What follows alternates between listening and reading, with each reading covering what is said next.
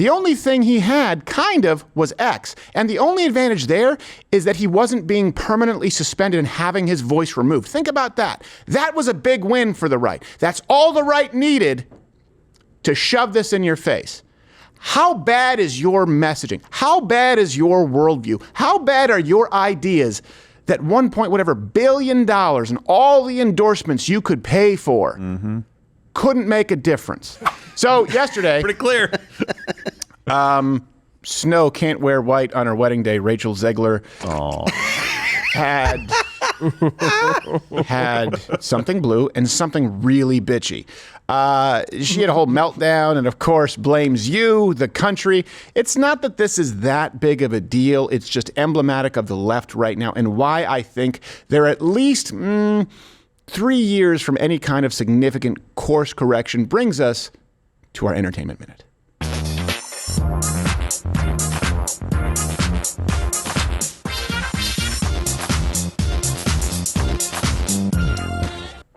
I know, but this tea is so good.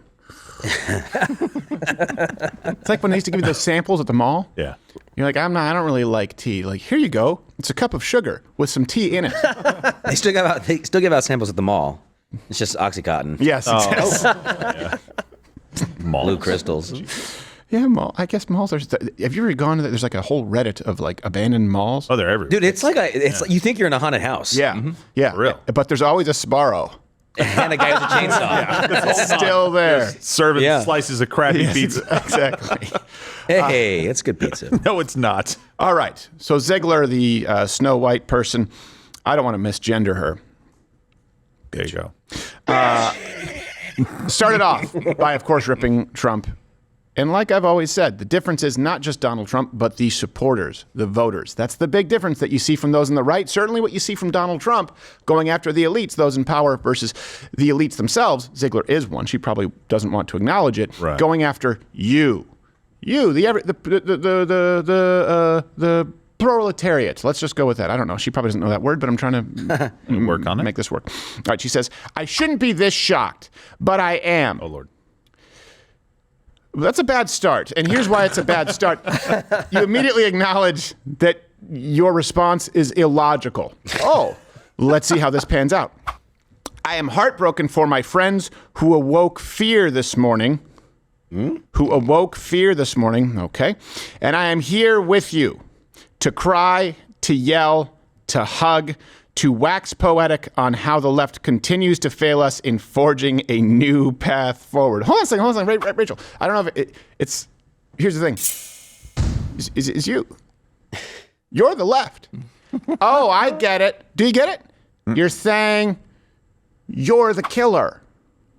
So I'm the killer. Yes, that's exactly it. It's like the end of Scream.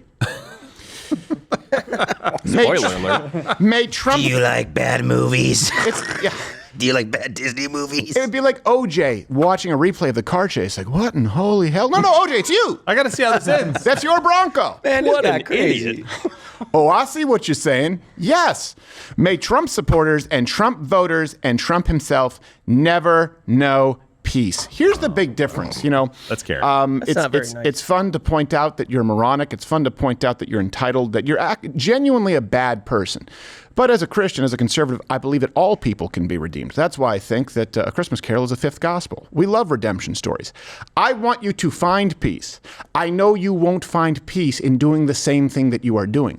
The left wants you to not find peace because they see that you are happy. They see, more important than that, maybe not happy, that you have purpose.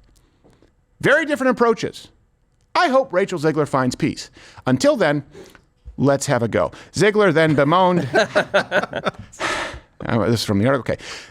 There's also a deep sickness in this country that is shown in the sheer amount of people who showed up for this man to threaten our democracy. Okay. I would say there's a deep sickness in allowing biological men to compete in ladies' sports. I would say there's a deep sickness in thinking that people are so far off the beam of reality simply because they don't believe in providing hormone blockers and sex change surgeries to minors. I would say that's a sickness. For proof, see all of human history and their viewpoints on this issue since ever. I'd say that's pretty sick. Matter of fact, I can't think of anything sicker than allowing a child to cut off their penis. And I know what you'll say, that there are not many of those. Doesn't matter. One. The answer needs to be, no, that's sick. Technically, someone else cuts it off. It's true. Which is worse, I think. They're both sick. It's sick. It's a sick thing to do. Name that movie line. It is a foolish. Oh, wait, hold on a second. Yeah, I got it. Okay. It's tough for me to read this because it's written in her broken English. It is a foolish subscription to a false sense of security, of masculinity, of intelligence, of patriotism, and of humanity. Here's the thing. You actually just named really good things. Yes.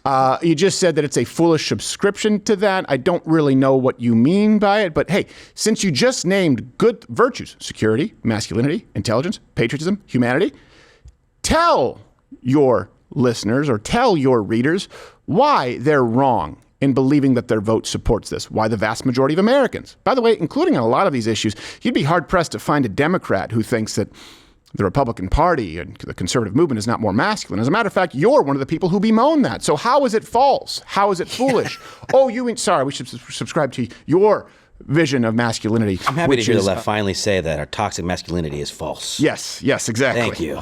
And patriotism, humanity. Okay, she went on to, of course, take aim at Elon. Remember, this is the person who they all loved on the left. Get off Elon's app, BTW. That means, by the way. Oh. Are you doing, as I post this on X, they're eating you up on Twitter. And by that, they mean that some people posted some trolling memes. He helped get that man elected, and you're giving him business. Okay? Wow.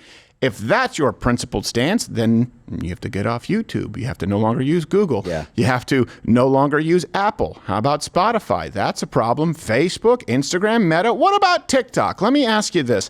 Do you think that do you think that Elon Musk is worse than Xi Jinping? It's not like we don't have a standard. It's not like we don't have a comparison, right? Oh, my gosh. I mean, you can do it here. Her favorite restaurant's probably owned by a Republican. Yeah. It's a good, probably the production studio, too. They just have to keep quiet. Think about this for a second. It's not enough for the left. You know what? And it's not lost on me. I want to be clear about this. It's not lost on me that you could see maybe there's a conflict of interest. Elon Musk being in this administration. I get it. Big business, married with big government. That could be a problem. However, you are mad because it's the sole exception in decades as it relates to big tech, outside of course, Rumble, which was started from the ground up to be pro freedom of speech. It's not that you're concerned about business and government. It's that you're only concerned with the one lone ranger out there, with the one rebel who is allowing more speech, who is allowing more dialogue. And the reason it's novel and you're targeting him is because no one else does it. There's Elon, okay, Rumble, and then you have the most powerful companies in the history of mankind ever. Google, Alphabet, YouTube, Facebook, Meta, Instagram. Of course, now we also have TikTok, but you also have to look at all of the multimedia conglomerates, by the way. Comcast, ABC, Disney, Hulu, NBC Universal. Add them all up. Turner Broadcasting. Where's your problem with them? Oh, that's right. The left is bemoaning the media for not doing enough. I guess the 85% positive coverage of Kamala. Here's the thing. Look, Rachel, you don't understand something. Donald Trump was outspent, outmaneuvered, outmachined, outground game, everything. There was an entire Democratic machine along with all of big tech, along with all of legacy media and Washington, D.C., and that includes most Republicans, versus a guy who people finally said, you know what? All right, I'm not afraid to vote for him. He had every disadvantage played against him humanly possible. The only thing he had, kind of, was X. And the only advantage there is that he wasn't being permanently suspended and having his voice removed. Think about that. That was a big win for the right. That's all the right needed to shove this in your face. How bad is your messaging? How bad is your worldview? How bad are your ideas that $1 billion and all the endorsements you could pay for couldn't make a difference? That's been this week's Entertainment Minute.